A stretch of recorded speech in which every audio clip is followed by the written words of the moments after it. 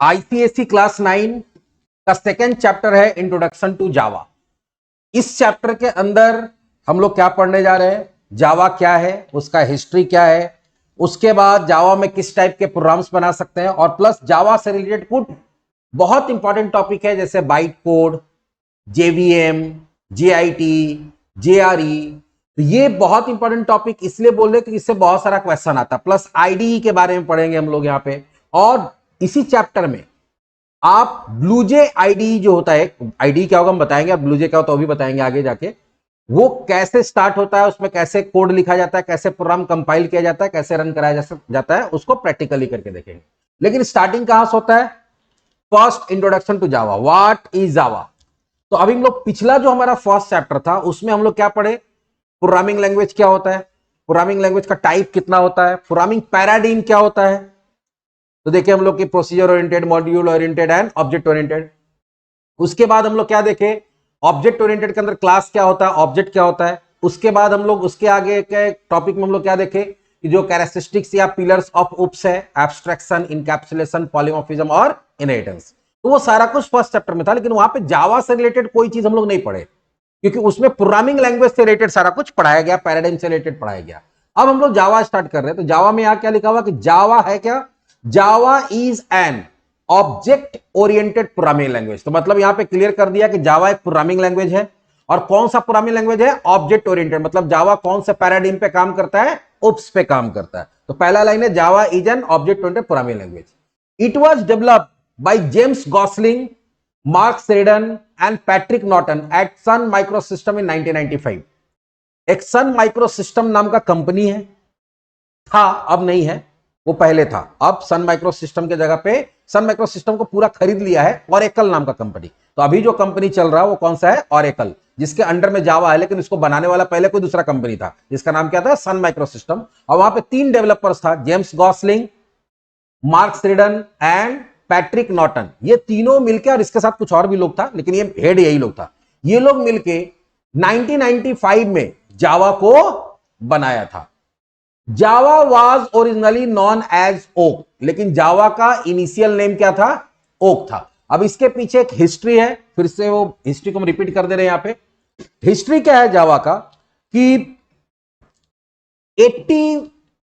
80 जब खत्म हो रहा था, लगभग 88 89 के आसपास में, उस समय क्या हुआ कि जितने भी तरह का इलेक्ट्रॉनिक डिवाइसेस नहीं था उस समय, जितना भी तरह का होम अप्लायंसेस था, जैसे तुम्हारे पास घर में सेट टॉप बॉक्स होता है, देखे होगे, क्या होता है, सेट टॉप बॉक्स होता है ना, जिससे हम लोग डीटीएच से या फिर तुम्हारा केबल लाइन से हम लोग टीवी देखते हैं। टीवी है, फ्रिज है, कैमरा है, ये सारा का सारा डिवाइसेस जो था वो सब एनालॉग टेक्नोलॉजी पे काम करता था। एनालॉग टेक्नोलॉजी का मतलब क्या हो गया कि उसमें कोई आईसी नहीं होता था, उसके अंदर कोई सर्किट नहीं होता था, इस तरह का कंपोनेंट होता था, सारा एनालॉग टेक्नोलॉजी पे काम करता था, पुराना टेक्नोलॉजी। लेकिन जब 80s खत्म हो रहा था तो धीरे धीरे क्या हो रहा था कि सारे डिवाइसेस को डिजिटल बनाया जा रहा था। अब डिजिटल में, अगर बच्चे हो तुम लोग, ज्यादा कुछ समझ में नहीं आएगा लेकिन थोड़ा बहुत समझा देते कि डिजिटल का मतलब क्या होता है कि कोई भी ऐसा कंपोनेंट जिसके अंदर इंटीग्रेटेड सर्किट हो। अब इंटीग्रेटेड सर्किट जिसको आईसी बोलते हैं, और आईसी के अंदर क्या होता है, प्रोग्राम होता है। क्या होता है, प्रोग्राम, जो कि तुम्हारे हार्डवेयर को क्या करता है, कंट्रोल करता है। तो अब प्रोग्राम के लिए तो प्रोग्रामिंग करना पड़ेगा। तो हुआ क्या कि जब जितना भी उस समय प्रोग्रामिंग लैंग्वेज था, चाहे वो एल्गोल था, कोबोल था, फॉर्ट्रैन था, सी था, सी प्लस प्लस था, बेसिक था, विजुअल बेसिक था, वो सारा का सारा प्रोग्रामिंग लैंग्वेज जब बनाया गया था तो उसको इस तरह से बनाया गया था कि कंप्यूटर को प्रोग्राम करना है। तो कंप्यूटर को प्रोग्राम करना, उसके हिसाब से प्रोग्रामिंग लैंग्वेज बनाया गया था। लेकिन अब तुमको किसको प्रोग्राम करना, डिवाइस को। तो कंप्यूटर एक अलग मशीन होता है, डिवाइस एक अलग मशीन होता है। कंप्यूटर में हाई एंड प्रोसेसर होता है, ज्यादा मेमोरी होता है, ठीक है, जबकि डिवाइस बहुत छोटा होता है तो उसमें प्रोसेसर या फिर उसके अंदर जो मेमोरी वो बहुत कम होता है। तो जो लैंग्वेज बनाया गया था किसके लिए, कंप्यूटर के लिए, उसी लैंग्वेज से क्या बनाया जा रहा था, वो डिवाइसेस का प्रोग्राम, मतलब उसके लिए उसके अंदर जो आईसी लगता था उसके लिए प्रोग्राम बनाया जाता था जबरदस्ती, क्योंकि दूसरा कोई ऑप्शन अवेलेबल नहीं था। जो कि काम तो हो जा रहा था लेकिन उतना ज्यादा एफिशिएंट नहीं था, प्लस बहुत ज्यादा कोड लिखना पड़ता था क्योंकि उसमें जुगाड़ लगा के कोड लिखना होता था। तो वो उतना ज्यादा एफिशिएंट नहीं था, लेकिन काम चलाने के लिए उसमें जो भी कंपनी आईसी बनाता था या उसके लिए कोडिंग करता था, वो उस समय जो अवेलेबल लैंग्वेज था उसको यूज करता था। सन माइक्रो सिस्टम जो कंपनी था, ये सोचा कि हम लोग कोई ऐसा प्रोडक्ट लेके मार्केट के अंदर, क्योंकि बहुत छोटा कंपनी था, इसके बारे में बहुत कोई जानता नहीं था, तो कोई भी कंपनी ये चाहता है कि हम अगर मार्केट के अंदर छाना चाहते हैं, सब कोई मेरे बारे में जाने, मेरे प्रोडक्ट को यूज करे, तो जो प्रोडक्ट पहले चल रहा है, बड़ा बड़ा कंपनी का चल रहा है, वही प्रोडक्ट तुम लेके चले आओगे तो बहुत ज्यादा फेमस नहीं होगा। बात समझो, जैसे मान लो कि हम एक कॉस्मेटिक बना रहे हैं, और कॉस्मेटिक बनाने में हम लोग क्या करें, लिपस्टिक बना रहे हैं, क्रीम बना रहे हैं, तो यार सोचो कितना बड़ा बड़ा कंपनी है, लैक्मे और मैबलिन, जो मार्केट में बहुत बड़ा कंपनी और उसका बहुत अच्छा क्या है, सेल है, लोग उसको जानता है, उसका बड़ा बड़ा लोग स्टार लोग क्या है, उसको उसका एडवर्टीजमेंट कर रहा है। तो वहां तुम अब छोटा कंपनी कहीं जाओगे तो तुम्हारा कोई प्रोडक्ट लेगा, बोलेगा इसका क्यों लेंगे, हम लैक्मे का नहीं लेंगे, हम मैबलिन का नहीं लेंगे, हम इस कंपनी का नहीं लेंगे, उस कंपनी का नहीं लेंगे। तो वहां पे आप मार्केट में कब छा सकते हैं या आपका नाम को कब जान सकता है, जब कोई आप यूनिक प्रोडक्ट लेके आ जाए, जो प्रोडक्ट मार्केट में है ही नहीं। तो ऑप्शन नहीं रहेगा तो लोग क्या करेगा, आपका प्रोडक्ट खरीदेगा, आपका चीज को यूज करेगा, तब आपका कंपनी आगे बढ़ेगा। तो सन माइक्रो सिस्टम यही देखा कि कौन सा ऐसा, अभी प्रॉब्लम क्या है, प्रॉब्लम ये है कि अभी धीरे धीरे धीरे धीरे जितना भी तरह का डिवाइस है, चाहे टीवी है, फ्रिज है, वॉशिंग मशीन है, सेट टॉप बॉक्स है, और भी तरह का कैमरा है, वॉच है, सब एनालॉग टेक्नोलॉजी से मैकेनिकल टेक्नोलॉजी से किस में आ रहा है, धीरे धीरे डिजिटल टेक्नोलॉजी में आ रहा है। और डिजिटल टेक्नोलॉजी में लाने के लिए आईसी बनाना होगा, और आईसी के अंदर प्रोग्राम लिखना होगा, और वो प्रोग्राम जो है अभी जो एग्जिस्टिंग लैंग्वेज है उससे बहुत मुश्किल से लिखा जा रहा है। तो क्यों ना हम लोग एक स्पेशलाइज्ड लैंग्वेज बना दें जो सिर्फ इसी काम के लिए हो। तो कंपनीज क्या करेगा, कंपनीज मेरा लैंग्वेज को यूज करने लगेगा, क्योंकि बाकी में तो बहुत जुगाड़ा लगा के होता है, अच्छे से होता नहीं, ज्यादा कोड लिखना पड़ता है। अगर हम ऐसा स्पेशलाइज दे दे कोई लैंग्वेज, भाई लो ऐसे डिवाइस प्रोग्रामिंग करो, तो अभी जो इवोल्यूशन है कि एक पर्टिकुलर टेक्नोलॉजी से दूसरे पर्टिकुलर टेक्नोलॉजी में लोग स्विच कर रहा है, तो वहां पे अगर मेरा लैंग्वेज का यूज करने की आदत लग जाएगा तो आगे तो सब कुछ डिजिटल बनेगा, तो मेरा ही लैंग्वेज यूज होगा। तो ये लोग एक प्रोजेक्ट पे काम शुरू किया, और वो प्रोजेक्ट 89 के आसपास खत्म हो रहा था, मतलब 90 के आसपास स्टार्ट किया, और लगभग 1991 में वो प्रोजेक्ट बनके कंप्लीट हो गया, वो लैंग्वेज बनके कंप्लीट हो गया। अब लैंग्वेज बनके जब कंप्लीट हुआ तो उसको लॉन्च करना है। अब लॉन्च करने के लिए क्या होता है, उसका नाम रखना पड़ेगा, कुछ ना कुछ, कोई भी लैंग्वेज नाम रखना पड़ेगा। नाम रखने के लिए क्या हुआ, नाम रखने के लिए एक मीटिंग बैठाया गया। क्या बैठाया गया, मीटिंग। उसमें जो डेवलपर्स था और भी जो टीम के मेंबर्स थे, मैनेजमेंट था, वो सारा कोई बैठा एक मीटिंग के रूम में, और वहां पे बातचीत होने लगा, डिस्कशन होने लगा, क्या नाम रखा जाए जो अट्रैक्टिव हो, जो लोग आसानी से थोड़ा सा उसको एक्सेप्ट कर पाए, समझ पाए, याद रख पाए। तो कोई अलग अलग लोग अलग अलग नेम का सजेशंस दे रहा था। वो सजेशन जो है, कोई भी एक सजेशन दे रहा था, तो एक दो लोग को अच्छा लगे तो बाकी लोग को अच्छा ना लगे, ठीक है। उसी तरह से तो कुछ को अच्छा लगे, कुछ को अच्छा ना लगे, तो कोई एक ऐसा नाम नहीं आ रहा था, कोई एक ऐसा नेम नहीं आ रहा था जिसपे सब लोग क्या हो जाए, सबका कंसेंट मिल जाए, सब लोग का सहमति मिल जाए। तो थोड़ा टाइम हो गया। थोड़ा टाइम होने के बाद होता क्या है कि जब कभी भी आप 10 लोग बैठो, 8 लोग बैठो, और कोई एक चीज पे आप लोग एक पॉइंट पे नहीं आ पाते हैं, तो सबका उस मीटिंग में से, उस बातचीत में से क्या होता है, इंटरेस्ट उठने लगता है। और जब इंटरेस्ट उठता है तो हम लोग क्या करते हैं, इधर उधर देखना शुरू करते हैं। इसे बहुत सारा बच्चा सामने बैठा रहता है क्लास में, हम पढ़ा रहे हैं, जिसको समझ में आ रहा हो तो इंटरेस्ट लेके पढ़ रहा है, जिसको समझ में नहीं आ रहा हो कोई पंखा देखेगा, कभी लाइट देखेगा, कभी बाहर देखेगा, खिड़की के बाहर कौन आ रहा है, कौन जा रहा है, कभी अपना बुक देखने लगेगा, कभी अपना पेन देखने लगेगा, कभी पेन लेके कुछ बेंच चेयर पर लिखने लगेगा, कि उसको कुछ समझ में आ नहीं रहा तो इंटरेस्ट नहीं है उसको। तो वैसे ही क्या हुआ कि कुछ लोग को इंटरेस्ट नहीं आ रहा था कि भाई कुछ हो ही नहीं पा रहा है, एक नाम पे कंसेंट हो ही नहीं पा रहा, सब लोग एक नाम पे आ ही नहीं पा रहा है। तो कुछ लोग खिड़की के बाहर देखने लगा। जब खिड़की के बाहर देखा तो वहां पे क्या हो रहा था, स्नोफॉल हो रहा था। क्या हो रहा था, स्नोफॉल अचानक शुरू हो गया था। और वहां पे ऑफिस के बाहर में बहुत सारा पेड़ था। तो नॉर्मल डेज में क्या होता था, लोग आता था, पेड़ को देखता था, ध्यान नहीं देता था उतना। लेकिन जो स्नोफॉल हुआ उसके बाद एक पेड़ पे एक किसी का ध्यान चला गया। अब ध्यान चला गया तो अचानक वो बगल वाला को बोलता, देख ना भाई, देख कितना अच्छा लग रहा है वो पेड़ स्नोफॉल के बाद। तो कुछ लोग बोला, क्या बात कर रहे हो, बोला देखो ना वो पेड़ दिख रहा है कितना अच्छा लग रहा है स्नोफॉल के बाद। ऐसे तो अच्छा नहीं लगता था, पेड़ हमेशा दिखते थे कुछ अच्छा, कुछ ऐसा कुछ में अट्रैक्टिव था नहीं, लेकिन स्नोफॉल के बाद स्नो जब उस पर गिरा तो ये पेड़ काफी अच्छा लग रहा। कौन सा पेड़ था ये, उसी में से किसी को पता तो बोला ये ओक ट्री है। उस पेड़ का नाम क्या है, ओक ट्री। बोला ये ओक ट्री है। तो सब लोग देखने लगा, हाँ भाई ये तो अच्छा लग रहा, अच्छा लग रहा, अच्छा लग रहा। तो उसी में से कोई बोला कि एक काम करो, एक नाम पे कोई सहमत नहीं था, लेकिन इस बात पे सब सहमत है कि पेड़ अच्छा दिख रहा है। एक काम करते, उस पेड़ का नाम ओक है तो इसका नाम क्या रख दो, ओक। वो ओक रख दिया उसका नाम। नाम रख के उसको क्या किया गया, लॉन्च कर दिया गया तुरंत। लेकिन इस बीच में हुआ क्या, क्योंकि ये लैंग्वेज बनाने में 1 साल लगा, और कोई भी चीज जब बनता है, सॉफ्टवेयर बनता है, लैंग्वेज बनता है, तो उसका एक प्रॉपर टेस्टिंग होता है, और टेस्टिंग में बहुत ज्यादा समय लगता है। लेकिन ये जो कंपनी था बहुत जल्दी में था, इसको लग रहा था कि कहीं ऐसा ना हो कि मेरे से पहले कोई दूसरा लॉन्च कर दे, तो ये सही से टेस्टिंग किया नहीं, ओवर कॉन्फिडेंस में क्या बनाया, थोड़ा बहुत टेस्टिंग किया, उसको सही लगा, लॉन्च कर दिया। अब हुआ क्या कि जिसको बहुत बड़े पैमाने पर लॉन्च किया गया, सबको बताया गया, अब जो जो कंपनी आईसी के लिए प्रोग्रामिंग कर रहा था वो इसका यूज करना शुरू कर दिया, वो यूज करके प्रोग्राम बनाने लगा, आईसी के अंदर डाला, सेट टॉप बॉक्स के अंदर डाला, सेट टॉप बॉक्स को बेच दिया गया। जहां सेट टॉप बॉक्स गया 2 दिन चला, उसको क्रैश। वो लैंग्वेज सही से टेस्ट नहीं हुआ था, इसलिए उसमें बहुत सारा बग था, और उस बग के कारण क्या हो रहा था, उसके थ्रू जो प्रोग्राम बन रहा था वो सही से काम नहीं कर रहा था। अब इसके कारण क्या हुआ कि जब सेट टॉप बॉक्स क्रैश करने लगा, तो जो सेट टॉप बॉक्स बनाने वाला कंपनी है उसको कंप्लेंट आने लगा। सेट टॉप बॉक्स कंपनी जब जांच किया तो पता चला कि इसके अंदर जो आईसी है, उसके अंदर का सॉफ्टवेयर जो है, फर्मवेयर है, वही क्रैश कर जा रहा है। तो वो पकड़ लिया जो फर्मवेयर बनाने वाला, सॉफ्टवेयर बनाने वाला कंपनी उसको, और सॉफ्टवेयर बनाने वाला कंपनी देखा भैया हम जो लैंग्वेज यूज किए, हम तो कोड तो सही लिखे थे, पहले भी इसी तरह का कोड लिखते थे दूसरे लैंग्वेज से, वो काम करता था, इससे काम नहीं कर रहा, प्रॉब्लम हो रहा। वो पकड़ लिया किसको, सन माइक्रो सिस्टम को। सन माइक्रो सिस्टम को लगातार जब कंप्लेन आने लगा तो इसको लगा रही तो बहुत बड़ा गलती हो गया, ब्लंडर हो गया। तो तुरंत क्या किया, इस लैंग्वेज को कॉल बैक किया। कॉल बैक का मतलब होता है कि सबको, जितना भी लोग इसमें इन्वॉल्व है, स्टेक होल्डर, सबको इन्फॉर्म किया कि इस लैंग्वेज को आज के आज यूज करना बंद कर दे, इसमें कुछ बग है, हम लोग इसको सुधार के फिर लाएंगे। तो खैर वहां मामला खत्म हो गया। अब ये लोग देखा कि भाई इज्जत चला गया, इसको सुधारो जल्दी। मीटिंग बैठा, भाई इसको सुधारा जाए। लेकिन जब मीटिंग बैठा उस समय तक 1991 में एक और बहुत बड़ा बूम आ गया था इंटरनेट का। 1990 के बाद www लॉन्च हो गया था और इंटरनेट बहुत ज्यादा वाइडली यूज होने लगा। तो ये लोग जब बैठा तो बोला देखो भाई बेइज्जती तो हो गया, और हड़बड़ी में देखे क्या हुआ। तो अब एक काम किया जाए कि प्रोडक्ट हम लोग बना ही रहे, और अब तो ये हम लोग हल्ला कर दिए कि हम लोग इस तरह का लैंग्वेज बना रहे हैं, तो बाकी लोग भी लग गया होगा। तो अब हम दोबारा इसको सुधार के लाते लाते तो हो सकता है कोई और भी लॉन्च कर दे। तो क्यों ना हम लोग इस लैंग्वेज को ज्यादा पावरफुल बनाए। जो अभी हम लोग फिलहाल इसको रिस्ट्रिक्ट कर दिए थे डिवाइस प्रोग्रामिंग तक, उसके बदला इसको जनरल पर्पस प्रोग्रामिंग बनाते हैं। जनरल पर्पस का मतलब क्या हो गया कि इससे कंप्यूटर का भी प्रोग्रामिंग हो पाए, डिवाइस का भी प्रोग्रामिंग हो जाए। और अभी तक वेबसाइट का प्रोग्रामिंग के लिए कोई ऐसा लैंग्वेज नहीं है, तो हम लोग वो भी एक डालते हैं कि फिर से यूनिक इसमें कुछ करने की कोशिश करते हैं। तो वेब टेक्नोलॉजी से रिलेटेड कोडिंग के लिए इसमें क्या किया जाए, फीचर्स डाल दिया जाए।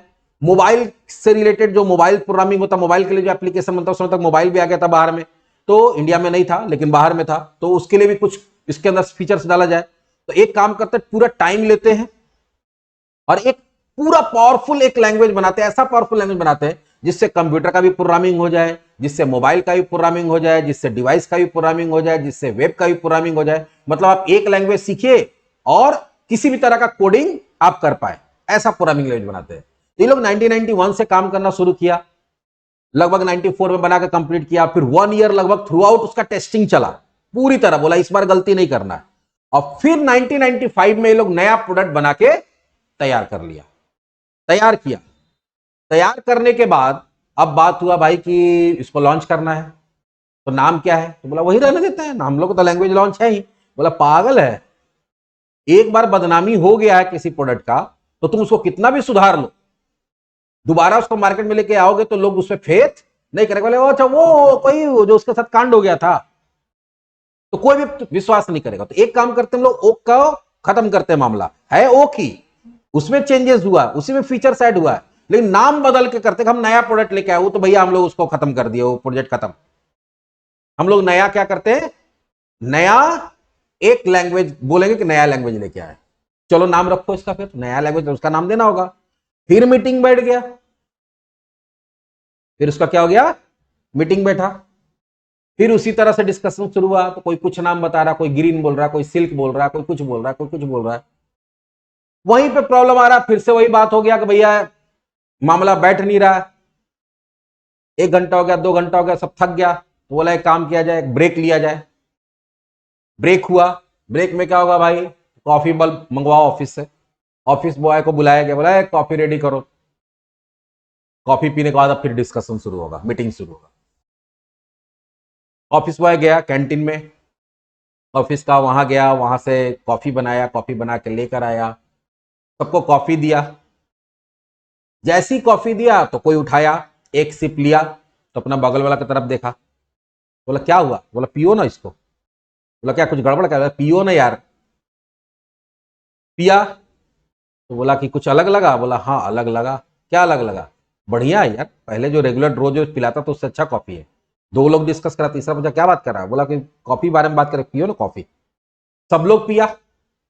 बोला हाँ ये तो रोज जो कॉफी बनता था उससे अच्छा कॉफी है। कौन सा कॉफी है? बोला बुलाओ ऑफिस बॉय को जो बना के लाया, उसको बुलाया। बोला कॉफी बनाया तुम? बोला हाँ सर हम बनाए।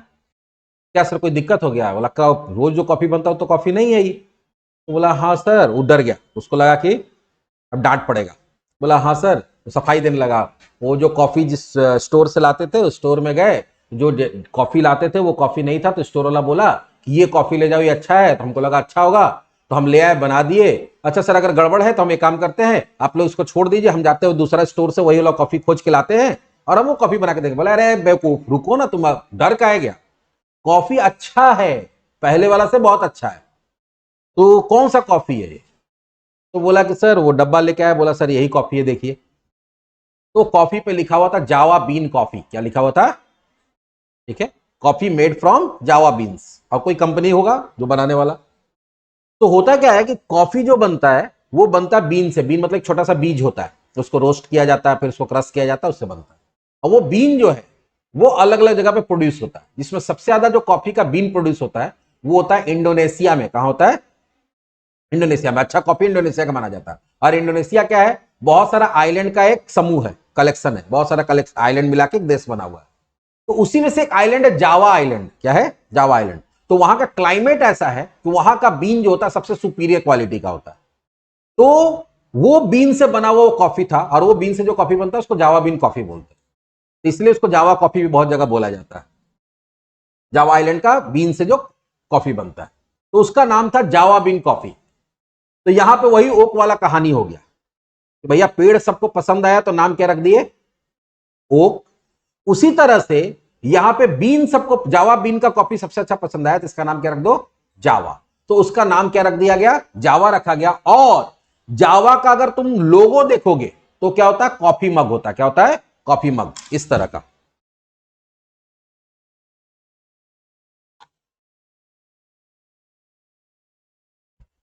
देख रहे हो? तो आखिर इसका जावा तो लैंग्वेज, इसको कॉफी से क्या लेना देना है? क्योंकि वो कॉफी से इंस्पायर्ड था, इसीलिए उसका जो लोगो है जावा का वो भी क्या होता है? कॉफी मग, और उसमें से वेपर निकल रहा है कॉफी का, गरम कॉफी। ये हो गया हिस्ट्री ऑफ जावा। तो कौन बनाया? James Gosling, mark sedan and Patrick Norton. कब बनाया? 1995। कहां बनाया? Sun micro system. और इनिशियल नेम क्या था? ओ। इसमें याद रखने का इतना में यही है, बाकी कहानी सुना दिए। अब यहां पे नीचे लिखा हुआ एक और चीज, ये भी आता है एमसीक्यू में या फिल इन द ब्लैंक्स में। Java is a programming language as well as platform. Java क्या है? एक प्रोग्रामिंग लैंग्वेज है, उस प्रोग्रामिंग लैंग्वेज तो है, साथ ही साथ प्लेटफॉर्म भी है। अब ये प्लेटफॉर्म क्या होता है अब उसको समझो। प्लेटफॉर्म किसको बोलते हैं? Platform is a combination of some hardware and system software. Hardware मतलब मशीन, और कुछ सिस्टम सॉफ्टवेयर के कॉम्बिनेशन को क्या बोलते हैं? प्लेटफॉर्म। जैसे एग्जांपल देते हैं, एप्पल का जो लैपटॉप होता है उसमें एप्पल का हार्डवेयर होता है, एप्पल का प्रोसेसर और सब कुछ वही बनाता है, और उसमें जो ऑपरेटिंग सिस्टम होता है वो होता है मैक ओएस। क्या होता है? Mac OS. तो वो जो प्लेटफॉर्म होता है उसको एप्पल प्लेटफॉर्म बोलते हैं। क्या बोलते हैं? एप्पल प्लेटफॉर्म, जिसमें एप्पल का हार्डवेयर है, मैक ओएस है। तो मैक ओएस जब भी इंस्टॉल होगा एप्पल के लैपटॉप पे ही होगा, और एप्पल के लैपटॉप को अच्छा से काम करने के लिए कौन सा ऑपरेटिंग सिस्टम चाहिए? मैक ओएस है। दूसरा लोग डाल देता है जबरदस्ती, लेकिन वो सही से काम नहीं करता, क्योंकि दोनों एक दूसरे के साथ कंपैटिबल नहीं होता है। वैसे अगर जो हम लोग जनरल कंप्यूटर अगर मान लो तुम्हारे पास एप्पल का नहीं है, तो ज्यादातर लोग क्या करता है? इंटेल का प्रोसेसर यूज करता है या एएमडी का प्रोसेसर यूज करता है, सब कंपनी का नाम है। तो इंटेल या एएमडी का प्रोसेसर होता है, तो उसपे जो ऑपरेटिंग सिस्टम जाता है वो जाता है विंडोज या लिनक्स। ज्यादातर ये चलता है विंडोज या लिनक्स, उस पर वो सही से काम करता है, तो उसको हम लोग बोलते हैं विंडो प्लेटफॉर्म। क्या बोलते हैं? विंडो प्लेटफॉर्म या लिनक्स प्लेटफॉर्म बोलते हैं। तो जावा जो है वो एक प्रोग्रामिंग लैंग्वेज नहीं है, प्लस जावा का अपना प्लेटफॉर्म भी है, मतलब उसका हार्डवेयर और कुछ अपना ऑपरेटिंग सिस्टम भी है। सोलारिस नाम का ऑपरेटिंग सिस्टम है, प्लस वो सर्वर्स बनाता है। तो एक जावा का अपना पूरा इकोसिस्टम है, जिसके अंदर क्या होता है? उसका अपना मशीन और अपना ऑपरेटिंग सिस्टम भी होता है। तो लैंग्वेज तो है ही, प्लस वो क्या है? प्लेटफॉर्म भी है। Java is a platform independent language. Plus इसमें एक और लाइन लिखा हुआ, जावा is a platform independent language. Java is a platform independent language का मतलब क्या होता है? कि जावा का प्रोग्राम ऐसा प्रोग्राम होता है जो जावा के प्लेटफॉर्म पे तो रन करेगा ही करेगा, साथ ही साथ बाकी कोई भी प्लेटफॉर्म है, चाहे वो विंडो प्लेटफॉर्म है, चाहे वो लिनक्स प्लेटफॉर्म है, चाहे वो एप्पल प्लेटफॉर्म है, चाहे वो एंड्रॉइड का प्लेटफॉर्म है, चाहे वो iOS का प्लेटफॉर्म है। एंड्रॉइड समझते हो ना, मोबाइल में जो ऑपरेटिंग सिस्टम होता है। एप्पल के मोबाइल पे जो ऑपरेटिंग सिस्टम होता है वो कौन सा होता है? iOS होता है। तो हर तरह के डिवाइस पे और हर तरह के ऑपरेटिंग सिस्टम पे वो रन कर सकता है। वो कैसे कर सकता है, नहीं कर सकता, आगे हम लोग का टॉपिक में है। तो ये हो गया पूरा का पूरा जावा का हिस्ट्री। जावा क्या है? ऑब्जेक्ट ओरिएंटेड प्रोग्रामिंग लैंग्वेज है, हाई लेवल प्रोग्रामिंग लैंग्वेज है। ये किस में आता है? हाई लेवल में आता है। ये याद रखना है। इसको बनाने वाला का नाम याद रखना है, कहां बना वो याद रखना, कब बना वो याद रखना है। ये क्या है? ये लाइन याद करना कि Java is a programming language as well as platform. ठीक है। और प्लेटफॉर्म किसको बोलते हैं? Combination of hardware and system software. Java क्या होता है? प्लेटफॉर्म इंडिपेंडेंट लैंग्वेज है। क्यों है वो आगे देखेंगे। प्लस जावा जब पहली बार आया 1985 से लेकर आज तक, जावा का बहुत सारा वर्जन है, वो तुम्हारे बुक में दिया हुआ है। जावा 1, 1.2, 1.1, 1.2, 1.3, 1.4, फिर 5, 6 ऐसे करके अभी जो करंट जावा चल रहा है जावा 25 चल रहा है। क्या चल रहा है? जावा 25। तो वो देख लेना, उससे क्वेश्चन बहुत ज्यादा नहीं आता है। नेक्स्ट जो टॉपिक है ये है टाइप्स ऑफ जावा प्रोग्राम। ये इंपॉर्टेंट है और इससे क्वेश्चंस आता है। या तो 2 मार्क्स का क्वेश्चन आ सकता है कि what are the types of Java program. तो तुमको सिर्फ 2 चीज लिखना पड़ता है। There are 2 types of Java program. First one is called stand Elon application, या उसको जावा एप्लीकेशन बोलते हैं।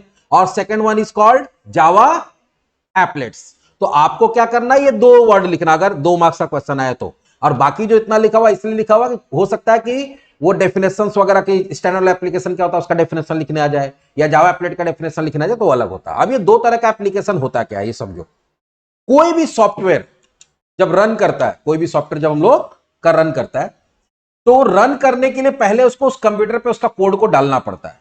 जैसे सपोज तुम एक कोई जावा का प्रोग्राम बनाए एक लैपटॉप पे, लैपटॉप 1 मान लो, लैपटॉप ए पे, और तुमको उसको लैपटॉप बी पे रन करना है, तो तुमको लैपटॉप बी पे उसका कोड को क्या करना पड़ेगा? ले जाना पड़ेगा। तो स्टैंड एलोन एप्लीकेशन कैसा एप्लीकेशन होता है? तो वो कैसा है? It is a Java program that run independently on the computer, client और server without any external help और इंटरनेट कनेक्शन। ऐसा कोई भी एप्लीकेशन, जैसे भी बता रहे हैं कि मान लो तुम्हारे पास एक ऑफिस है या स्कूल ही है मान लो तुम्हारा, और उस स्कूल में 5 या 10 कंप्यूटर है। कितना है? 5 या 10 कंप्यूटर है। एक कंप्यूटर ये है, दूसरा कंप्यूटर ये है, तीसरा कंप्यूटर ये है, चौथा कंप्यूटर ये है, पांचवा कंप्यूटर ये है। अगर आप ऐसा प्रोग्राम बना रहे हैं जो स्टैंड अलोन क्या है? Stand alone. तो स्टैंड अलोन प्रोग्राम क्या होता है? स्टैंड अलोन प्रोग्राम एक ऐसा प्रोग्राम होता है जिसको जिस भी कंप्यूटर पे रन कराना है उस कंप्यूटर पे या तो उसको इंस्टॉल करना पड़ेगा, उस कंप्यूटर पे या तो उसको इंस्टॉल करना पड़ेगा, या तो उसका कोड को कॉपी करना पड़ेगा। तो अगर तुम्हारे पास 5 कंप्यूटर है तो पांचों कंप्यूटर पे उस कोड को ले जाना पड़ेगा, कॉपी या इंस्टॉल करना पड़ेगा, तभी वो रन करेगा। और वो रन करने के लिए किसी दूसरे कंप्यूटर से कनेक्ट नहीं होता है, मतलब ना उसको नेटवर्क का जरूरत पड़ता है ना इंटरनेट का जरूरत पड़ता है। सारा कोड उसके पास रहेगा, जैसे उसको रन कराएंगे उसी कंप्यूटर पर रन करेगा, और उसी कंप्यूटर के प्रोसेसर को और रैम को यूज करेगा। रिसोर्स यूज करता है कोई भी प्रोग्राम, तो रिसोर्स और प्रोसेसर और रैम का यूज करता है। तो अगर मान लो कि मेरे पास कोई लैपटॉप है और उस पर कोई जावा का प्रोग्राम रन कराना, तो ऐसा कोई जावा का प्रोग्राम है जिसको रन कराने के लिए हमको उसको अपने लैपटॉप पे डालना पड़ेगा। ठीक है, डालने का मतलब ये तो कॉपी करना पड़ेगा, तो इंस्टॉल करना पड़ेगा। तो उसको हम लोग क्या बोलते हैं? स्टैंड एलोन एप्लीकेशन बोलते हैं। स्टैंड एलोन एप्लीकेशन एक ऐसा एप्लीकेशन होता है जो आपके लोकल कंप्यूटर पे स्टोर रहता है। ये लाइन याद रखना, लोकल कंप्यूटर पे स्टोर रहेगा जिसपे काम करना है, और उसी कंप्यूटर के रिसोर्स को यूज करेगा और अपना काम करेगा। अगर तुम्हारे पास 100 कंप्यूटर है, 100 कंप्यूटर पर उसको रन कराना, तो 100 कंप्यूटर पर उसको अलग अलग स्टोर करना पड़ेगा, चाहे कॉपी करके कर रहे हैं चाहे इंस्टॉल करके कर रहे हैं, जो भी उसका मीडियम है। Java application are installed and run on each independent computer. तो जितना भी कंप्यूटर होगा हर कंप्यूटर पे उसको क्या करना पड़ेगा? स्टोर करना पड़ेगा और या इंस्टॉल करना पड़ेगा और उसको रन कराना पड़ेगा। तो ये हो गया तुम्हारा स्टैंड अलोन एप्लीकेशन। और हम लोग थ्रू आउट 9 और 10 में जो एप्लीकेशन बनाएंगे वो क्या बनेगा आपका? वो सारा का सारा स्टैंड अलोन एप्लीकेशन ही बनेगा। दूसरा जो टाइप ऑफ एप्लीकेशन होता है जावा एप्लेट, लेकिन अभी उसको बता देते हैं। ये इसमें एक पॉइंट है कि जावा एप्लेट अब डिसकंटिन्यू हो गया। क्या हो गया? डिसकंटिन्यू। ठीक है, वो जावा 8 वर्जन जब आया था, जावा 8 नहीं, जावा 5 के बाद ही हटा दिया, सॉरी, जावा 5 के बाद या 8 के बाद, हमको एग्जैक्ट याद नहीं आ रहा, लेकिन जावा 5 या 8 के बाद ही उसको हटा दी, 25 चल रहा है। तो क्योंकि एप्लेट्स जो है उसका एक कुछ फीचर्स था जो कि उसके अब वो उतना ज्यादा रेलिवेंट नहीं है, इसलिए जावा उसको हटा दिया। लेकिन ये भी एक तरह का प्रोग्राम होता है, इसको समझते क्या होता है। Applets are Java program, standalone भी क्या होगा, जावा का प्रोग्राम होगा, एप्लेट भी जावा का प्रोग्राम होगा, which are downloaded from website on the client computer and can only be executed within the web browser। अब देखो, अभी हम क्या बोले थे कि अगर जो स्टैंड अलोन एप्लीकेशन है उसको अगर 100 कंप्यूटर पर रन कराना है तो 100 कंप्यूटर पर उसको उसका फाइल को अलग अलग डालना पड़ेगा, ठीक है। स्टैंड अलोन का ये सिस्टम है। अब जो तुम्हारा किसका सिस्टम है, हम लोग बात करते हैं एप्लेट का। तो एप्लेट क्या होता है, एक तरह का कोड होता है जिसको इंबेड किया जाता है। इंबेड का मतलब होता है लगाया जाता है, किसके अंदर, वेब पेज के अंदर। कहां लगाया जाता है, वेब पेज, क्योंकि वो इंटरनेट से रिलेटेड टेक्नोलॉजी है। तो इंटरनेट पे जब वेबसाइट बनता है तो वेबसाइट बनाने के लिए बहुत सारा वेब पेज बनता है, अलग अलग वेब पेज होता है। और वेब पेज के अंदर जैसे फोटो हो सकता है, इमेज हो सकता है, या ऑडियो हो सकता है, टेक्स्ट हो सकता है, उसी तरह से उसमें हम लोग क्या लगा देते थे, एप्लेट। एप्लेट भी प्रोग्राम ही होगा, लेकिन वो कहां अटैच रहेगा, वेब पेज। जैसे कि समझाने के लिए बताएं, अगर कोई एक वेबसाइट खोलो,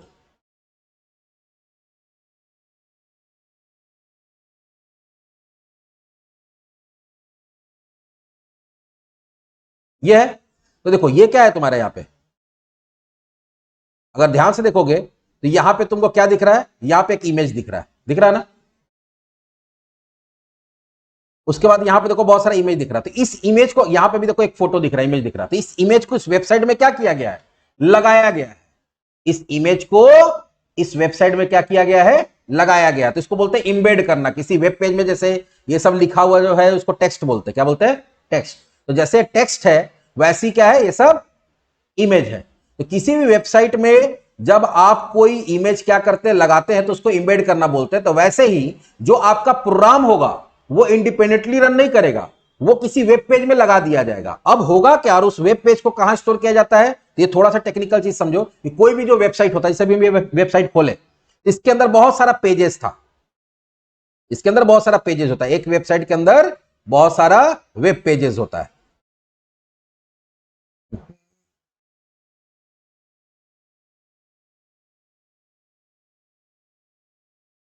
ठीक है, जैसे ये एक पेज हुआ, फिर देखो हम लोग जाते हैं यहां पे अबाउट अस में, ये दूसरा पेज हुआ, फिर जाते हैं कोर्स में, ये तीसरा पेज हुआ। तो ऐसे क्या हो सकता है, एक वेबसाइट में बहुत सारा पेज हो सकता है। और ये सारा पेजेस होता कहां पे है, तो जब आप कोई वेबसाइट बनाते हैं तो इसको किसी सर्वर पे डालते हैं, तो वो एक मशीन होगा जहां पे वो सारा पेजेस होगा। तो अब अगर आपका, ये मान लो कि एक वेब पेज है, इस वेब पेज के अंदर तुम्हारा एक जावा का प्रोग्राम डाला हुआ है। ये वेब पेज कहां स्टोर रहेगा, सर्वर पे। कहां स्टोर रहेगा, सर्वर पे। और ये सर्वर से, इंटरनेट से सारा कंप्यूटर कनेक्टेड रहेगा। जो भी चाहे वो क्या कर सकता है, उस वेबसाइट को खोल सकता है। जैसे अभी हम जो अपना वेबसाइट दिखाए हम, उसमें क्या होता है, उस वेबसाइट को दुनिया का कहीं से भी तुम क्या कर सकते हो, मोबाइल से, कंप्यूटर से, इंटरनेट के थ्रू खोल सकते हो। तो होगा क्या कि अगर आप जैसी इस वेब पेज को खोलेंगे अपने कंप्यूटर में इंटरनेट की मदद से, तो कोई भी वेब पेज को जब खोलते हैं तो उसका जितना भी कोड है वो सारा कोड कहां जाता है, उस कंप्यूटर पे पहले डाउनलोड होता है। अभी हम जो ये पेज खोले ना, तो जो फोटो दिख रहा है, कोड दिख रहा है, वो सारा टेक्स्ट दिख रहा है, सब कुछ मेरे लोकल कंप्यूटर पे इंटरनेट से डाउनलोड हुआ होगा। और डाउनलोड होने के बाद फिर उसको ब्राउजर क्या करता है, पेज बना के दिखाता है। तो जब आपका वेब पेज का कोड डाउनलोड होगा, उसी समय मालूम है क्या होगा, जो तुम्हारा जावा का कोड है, एप्लेट का कोड है, वो भी कहां डाउनलोड होगा, तुम्हारे लोकल कंप्यूटर पे। तो है सर्वर पे, और आप जैसे ही एक कंप्यूटर पे खोले तो सर्वर से कहां डाउनलोड हो गया, लोकल कंप्यूटर पे। और वो फिर तुम्हारा लोकल कंप्यूटर पे रन करने लगेगा। मतलब स्टैंड अलोन में उसका कोड तुमको सब पे डालना पड़ता था, अब सब पे डालने का जरूरत नहीं, आपको उसको कहां डालना है, सर्वर पे। और उसको किसी वेब पेज के साथ लिंक कर देना, वेब पेज के अंदर लगा देना है। अब जैसी कोई उस वेब पेज को खोलेगा, क्योंकि वो वेब पेज के अंदर वो है, अब पहले से वेब पेज के अंदर है, तो ये जो वेब पेज का कोड जाएगा तो उसके साथ क्या होगा, ये जो तुम्हारा जावा वाला फाइल है या जावा का जो प्रोग्राम है उसका कोड भी कहां चला जाएगा, क्लाइंट के कंप्यूटर पे। क्लाइंट मतलब जो खोल रहा है उसको, और वहां पे लोकल डाउनलोड होगा, वहां वो वेब पेज खुलेगा और वेब पेज के अंदर वो सॉफ्टवेयर दिखने लगेगा। फिर सॉफ्टवेयर पे तुम काम करोगे। और इसका दूसरा एक और क्या होता है कि ये ऐसा हो गया कि यहां डाउनलोड हो गया तो यहां परमानेंट हो गया, नहीं। ये वेब पेज जब तक तुम खोले हुए हो, जैसे मान लो कि इस वेब पेज में हमारा क्या है, यहां पे कोई एप्लेट है, मान लो एक एग्जांपल देते हैं, ये एप्लेट है, तो ये तभी तक आप मेरे लोकल कंप्यूटर में, जब तक ये वेब पेज खुला हुआ। जैसे ही हम किसी दूसरे वेब पेज पे चले जाएंगे, या इस वेबसाइट को क्या करेंगे, बंद कर देंगे, तो वो मेरे लोकल कंप्यूटर से क्या हो जाएगा, डिलीट हो जाएगा। लोकल कंप्यूटर से क्या हो जाएगा, डिलीट।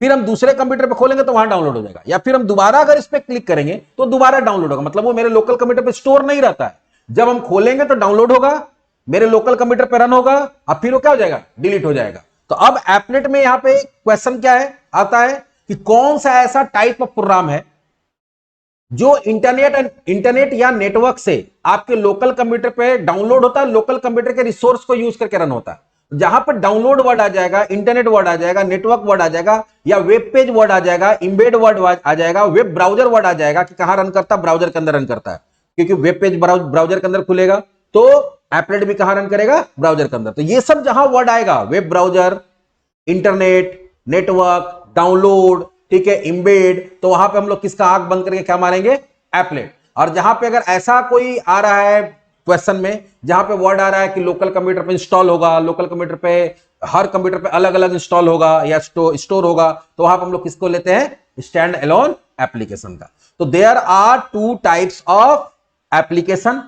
पहला क्या है, स्टैंड अलोन एप्लीकेशन, और दूसरा क्या है, जावा एप्लेट। तो अगर क्वेश्चन आता है तो ये लिख सकते हो, डेफिनेशन यहां पे है, इसको हम आगे बता देंगे। तो हम लोग अभी क्या देखें, जावा क्या है, जावा का हिस्ट्री क्या है, और टाइप्स ऑफ जावा प्रोग्राम। तो एकदम इसको रट लोगे, हम बार बार करें कि इससे क्वेश्चन आएगा 2 मार्क्स का, तो कहीं ना कहीं से या तो एमसीक्यू में आया, जैसे है 2 मार्क्स इस पर्टिकुलर टॉपिक से आएगा ही आएगा। तो चलो आगे का हम लोग देखेंगे कुछ और इंपॉर्टेंट कॉन्सेप्ट है, जैसे बाइट कोड का कॉन्सेप्ट है, कंपाइलेशन, प्लेटफॉर्म इंडिपेंडेंट क्यों है, वो हम लोग आगे देखते हैं।